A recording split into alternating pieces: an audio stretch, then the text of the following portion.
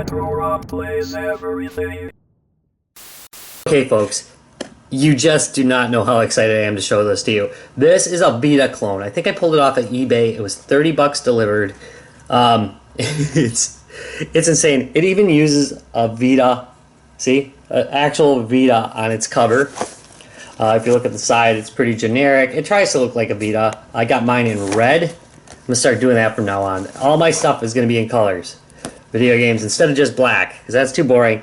I'm not gonna bother reading the functions to you. However, it tells you that you can take pictures, record video, play back music, and do ebooks and such. It's very repetitive though. It's kind of funny. It mentions the same thing twice.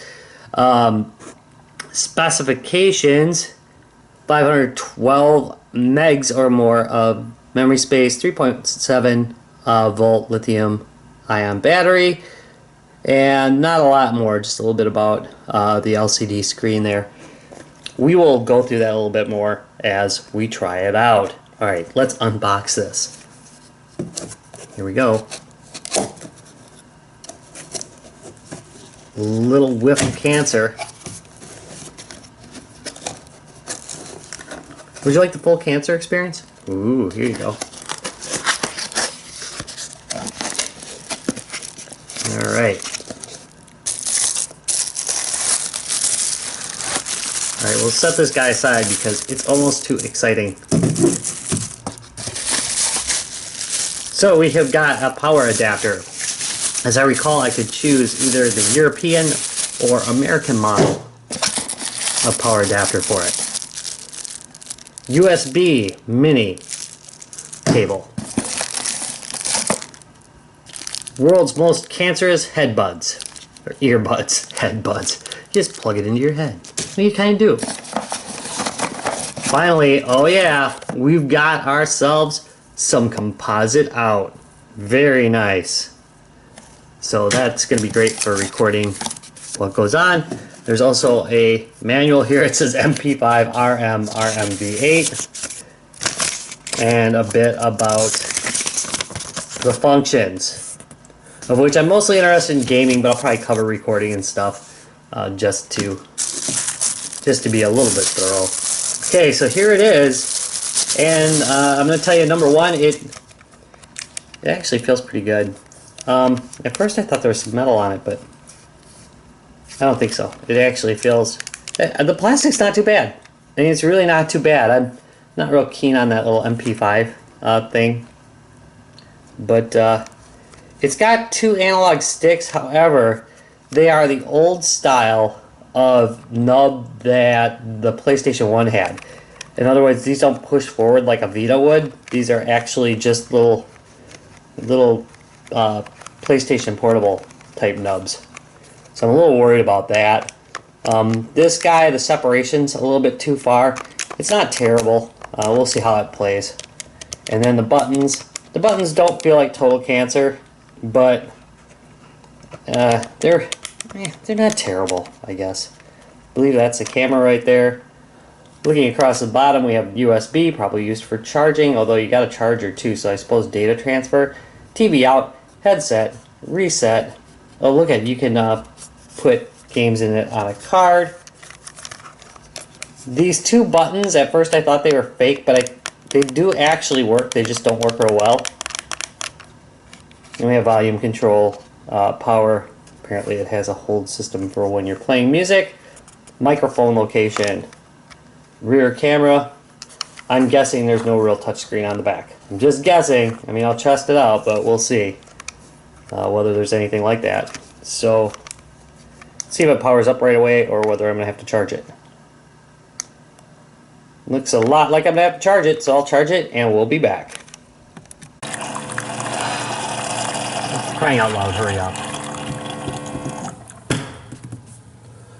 Oh, thank goodness. What? It's done charging? Oh, let's go check it out.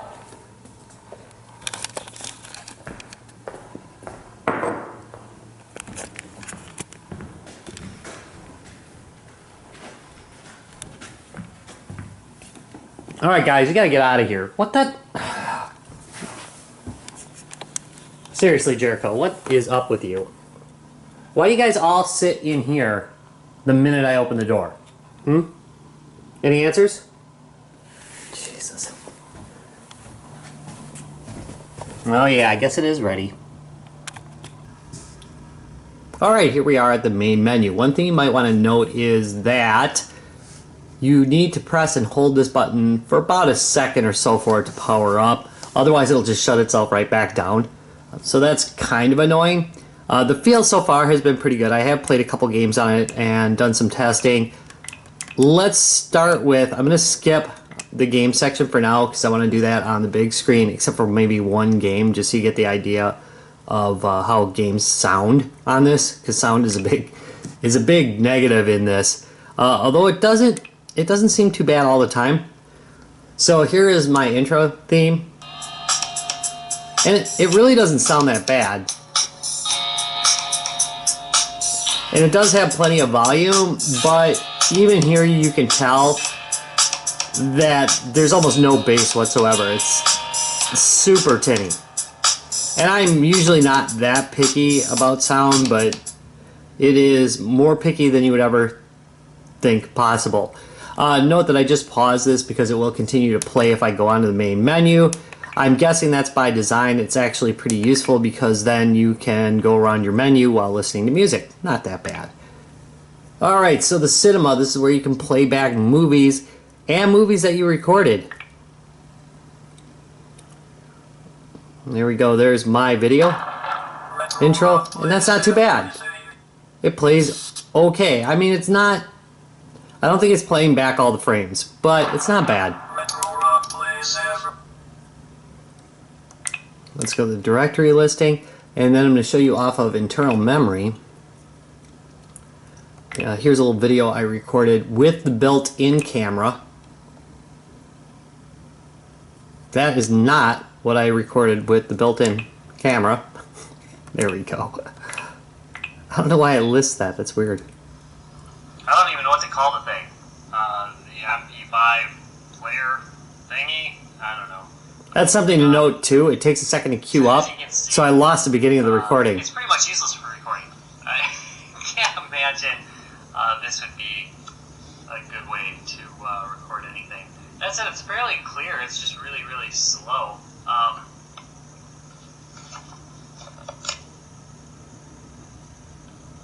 And here's the kind of recording quality you can... And there we go. It's in a loop.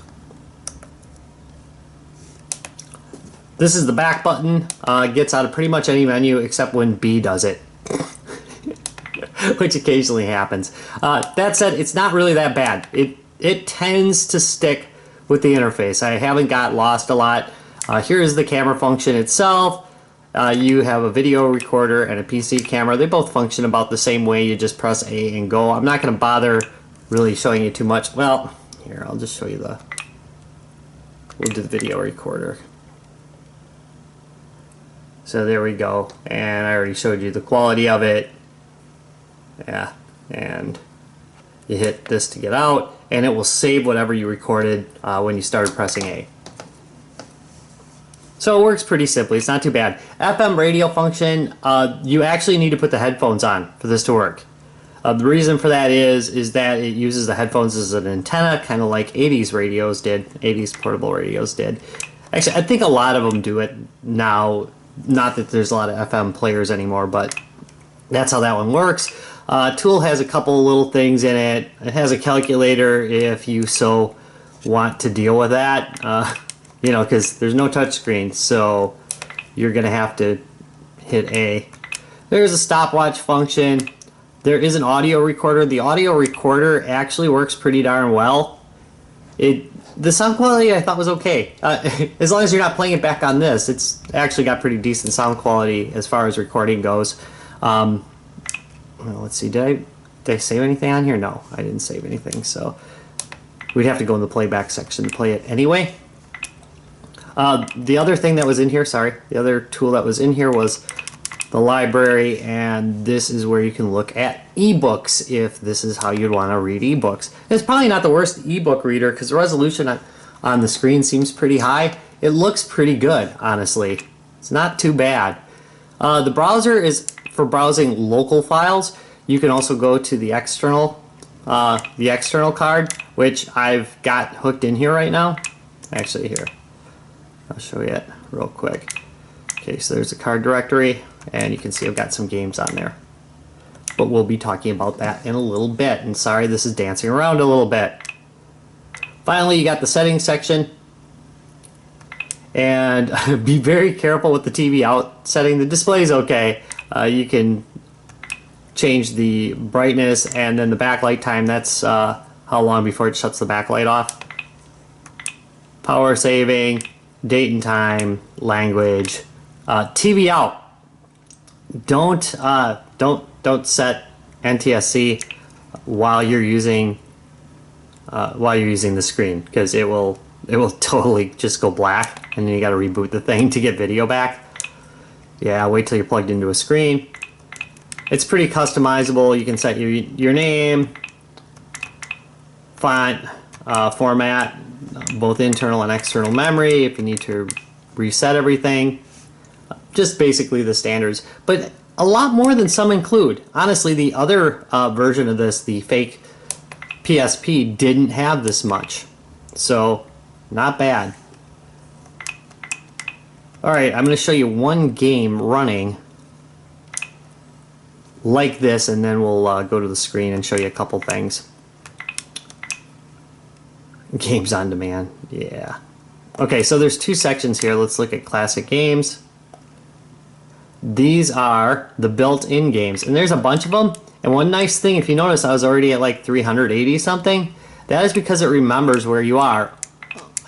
And that's a nice little touch, so you can just go back to the game you've been playing a lot. Something to note here is these are almost all GBA games. There's a couple of NES games and a whole bunch of GBA games, but there's a lot of them, so there's a lot to play there before you even have to go to an SD card to try playing anything. I mean, really, it does have a wide selection. It does repeat, but there's a lot of stuff out here. So not too bad. Did I just see Mario Kart? That is just crazy. Yeah, Mario Kart Super Circuit is in here. And it really is Mario Kart. At least most of the games have been labeled properly. So it's believable because most of the GBA games, in fact, all the GBA games that I've tested seemed to be right.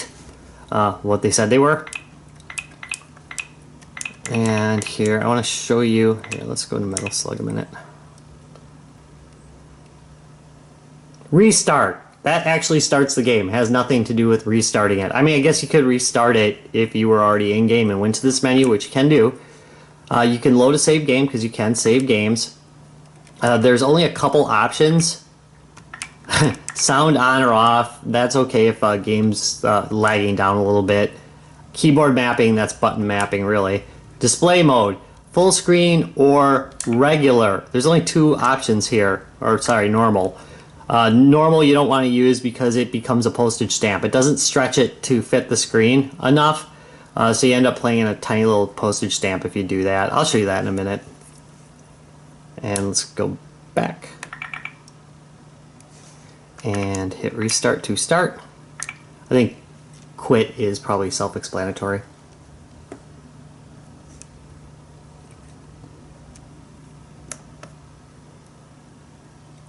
There we go. Normal. See how loud it is? It's really pretty loud. But I think you can hear how trashy it is. It sounds pretty trash. Come on. Fight! Yes, let's go.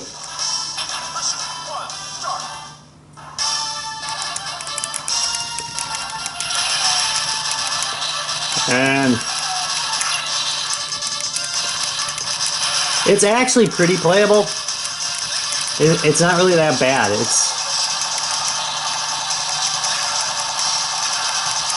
It's missing a frame here and there, but honestly, it's playing decently enough. I would consider it passable. The sound, however, yeah, it's just really bad. All right, so let's go back to the menu, and that's these two buttons right here, this and this. We'll go back to the menu where you can make adjustments. I'm going to show you the postage stamp size. And there we go, normal. And let's go back and resume. And there you can see it's actually too tiny to play. So that's kind of ridiculous. Pretty useless option there, right? Alright, let's go hook this up to the monitor so I can actually see what I'm doing and finish things out. There's a couple more things to show you. Alright, back at the main menu. Here is the video output quality. I'm going to note a couple things. The cable that came with it totally didn't work. It fell flat on its face. So I ended up using another cable that I had from a Famiclone that I had laying around. Also, the video out actually was through the headphone out port. The TV out port did not work for that function. So that's another thing to note. Kind of sad. Yeah. Let's skip these main menu games. I've already shown you that, you know, they're there. They're also built into the classic game section here as well. There's a lot of games in here, as I mentioned earlier. Pretty wide variety. Honestly, I think this is probably worth the price of admission right here, just because the really pretty good selection they've got of games here. That said, it can run some other stuff, not particularly well. I'm going to go into the card directory. Note that I did put things like N64 games on here. It claims it goes up to 64 bits. No, it totally does not pick up N64 games. It also will not play Atari 2600 games or any other Atari games so far as I've tested. It just says that it has a bad, it says that it's a bad binary and won't run it. It doesn't claim to play Atari, I don't think. It doesn't really claim to play anything. It just basically says 8-bit, 16-bit, and it says something about NES. Ditto for Neo Geo ROMs, and ditto for, what was the other one that I tested? I tested some MAME as well, and I couldn't get any of those to load. They just don't work. It doesn't really pick them up. What it'll do is, if you look here, where is one? Here we go. Metal Slug, it'll just show the list of binaries, and you can't actually load those. It's really supposed to see it as a cohesive product, so totally does not work that way, unfortunately. I do have a zipped version of this on here as well, and it doesn't see it. And same goes with TurboGrafx 16 games. It doesn't pick those up, but it does pick up these. These are Genesis games, so that's kind of nice that it will play them. It doesn't play them the best. Zombies Ate My Neighbors, it has significant problems with. I can barely get it to run. That said, Ghosts and Ghouls plays okay. It's not bad. It's not great either. I mean, this is not like an A-class Genesis emulator by any stretch of the imagination, but it does work. Has all the same options as the NES emulator and everything else that's built into it, which is basically pared down and very basic. And of course, you have the postage stamp sizes. So as you can see, there's some frame skipping going on here. It's not amazing emulation, but it's not bad. It'll do in a pinch. I mean, you know, it's not the way I'd prefer to play it. And the controls are good enough. Oh, speaking about the controls. If you're wondering what that second gamepad or that second analog stick, and it is technically an analog stick, does, what it could possibly do, well, I'll tell you. What it does is it basically emulates the buttons. So the buttons above it. So like if I want to jump here, wait a minute. If I want to jump, I can press down, or I'm sorry, up there and jump, which would be cool as heck if this could emulate PSP games, which it unfortunately cannot. So Yeah, there's no real 3D functionality in it. Jeez, I'm playing terrible, but it's also skipping. I don't know. It's not skipping a whole lot of frames, but it's definitely skipping frames. Not playing quite right. So it's a little bit hard to play. All right, let's go back to the main menu. Going to show you one more thing. Quit out. James Bond 2 runs really well on this, which if you haven't played RoboCod, this game is great. Here we go, Zelda, Chrono Trigger. Let's just do, we'll do Chrono Trigger. We'll load some progress here. And there was no progress. Darn, I forgot to save. Okay, so active. And just hit OK. And here we go.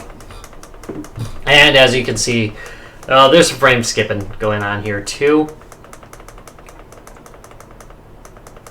Sounds not quite right. Oops, sorry. That's my bad. Want to hurry. Hurry. Jeez.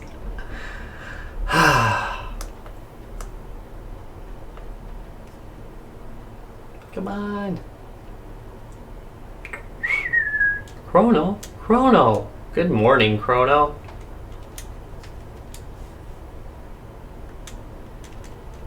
Come on, sleepyhead. Well, I can tell it's a JRPG because he's getting out of bed. And that's where every JRPG starts. Come on.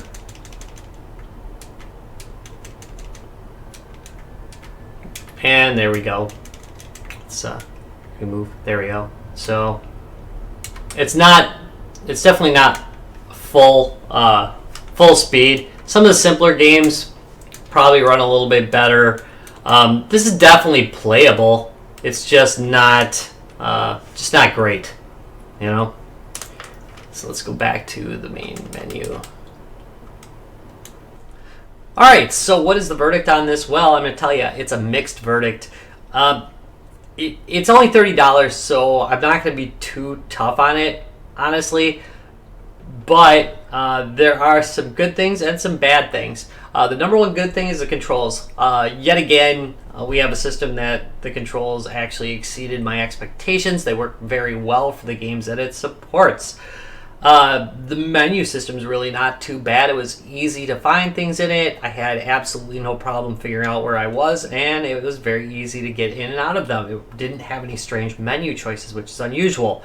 That said, the button quality around the edges and the control quality is... I had problems with it. Honestly, my volume up button no longer works at all. I'm going to have to pop it open and fix that. I wasn't abusing it or anything. It was just really, it just like pressed in once and then quit going out. Getting the device to turn on is occasionally kind of difficult. I found sometimes you got to press it for like 10 seconds to get it to turn on, which is kind of annoying. I love the color. I love the appearance of the thing. It looks really sharp. I'm sure it will draw a lot of looks from passers-by if you're playing this in a public place. That said, the screen is awesome. It really is probably one of the better screens I've dealt with on these Chinese devices, but they've been all good lately. It's just that this one's quite exceptional. Unfortunately, sound quality is not. It's very, very, very tinny. However, very loud. As far as gameplay goes, now, included on this is a whole lot of games. I mean, seriously, it probably actually does exceed 100 real games on here. Whole lot of Game Boy Advance and a little bit of NES games. It can run other things like, as I showed you, Genesis and SNES. However, I would probably just stick to playing GBA games and playing NES games because it's what it seems to do best, and it does it quite well. No problems there. I really don't have any complaints. The video out function was a nice bonus. Of course, my my video cable that came with this did not work, and as you can see, the quality's on the output, but not terrible. It does take forever for the battery to charge on this thing, just so you know. I was like waiting for like hours. I mean, seriously, not like hours. What am I, a Valley girl? I was waiting for hours for this thing to charge. That said, oh yeah, I didn't mention the camera. There's so many things to mention on this thing because it tries to do so many things. The camera itself is okay, but you don't want to record any video with it because the quality is crap and choppy, as you also saw in this video. Basically, that's about it for 30 bucks. As long as you set your expectations in the middle, I think this device is okay. I'm going to give it a thumbs up. It's just, you don't know what you're buying. I'd even recommend you try and get it cheaper. If you can get it cheaper than me and get this down in the $20 range, I'm pretty sure you're going to be very happy with it. It's an attractive device, and it's got some really great games on it. But then again, I guess I could just play it on one of my many GBAs. But then, I mean, I wouldn't have this really cool-looking fake Vita. So, oh well. If you enjoyed this video, do me a favor, give me a thumbs up and subscribe for more. I'll see you in a couple days. Bye.